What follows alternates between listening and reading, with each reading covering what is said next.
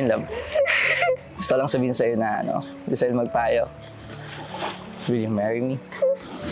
Nagsimula lahat ng ito sa simpleng desisyon na gusto ko nang ihanda yung isa sa pinaka-importanting moment ng buhay ko. Yung araw na tanungin ko siya sa iisang tanong na magbabago ng kwento namin. First step, syempre, bumili ng singsing. Simple lang siya pero puno ng meaning. Para sa akin, symbol siya ng pagmamahal, commitment, at faithfulness ni Lord na pinagtagpo kami. Pero bago ang lahat, lumapit muna ako sa mama niya. Humingi ako ng blessing. Kwento ko yung intention natin at by God's grace, binigay niya yung approval niya.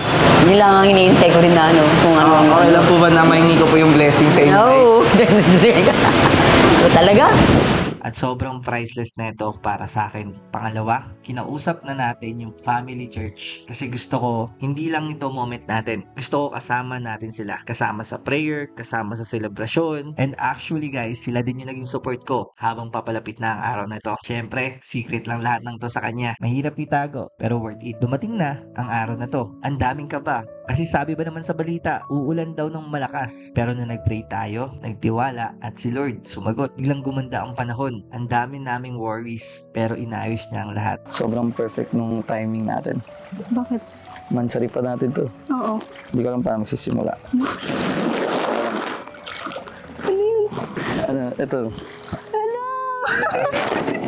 Actually, love, si Lord. Game. Actually, love, nag-speak sa akin si Lord 1 month before. Sabi natin, dapat 30 pa tayo gagawin to. Pero sabi natin, ulit, December 5 na lang, anniversary, try natin. Pero na-realize ko na walang perfect timing. And it reminds me na yung Isaiah 6:22, when the time is right, I, the Lord, will make it happen. And gusto ko talagang sabay natin itama yung mga mali. And Totoo yan. ayun lang. Gusto lang sabihin sa'yo na gusto sa'yo magpayo. Will you marry me? Yes. Love you. Love you, Lord.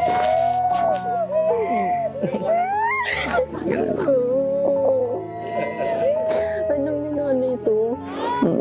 Kausap ko siya kapag.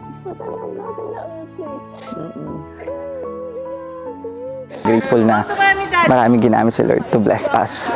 And actually ito, mga nangyari dito, it's totally 100% blessing. Itong video na to, hindi pala sa timing ko, hindi sa plano ko, kundi sa perfect timing ni Lord. At kapag sinabi niya na now is the time, siya mismo ang mag-aayos ng lahat. At ito na nga, surrounded by family church, hindi lang proposal ang nangyari, kundi selebrasyon ng goodness ni God, ng love at ng perfect timing niya. At ito pala ang simula ng story namin. Kaya abangan ninyo sa mga next video kung paano nangyayari ang unforgettable moments na to. See you there!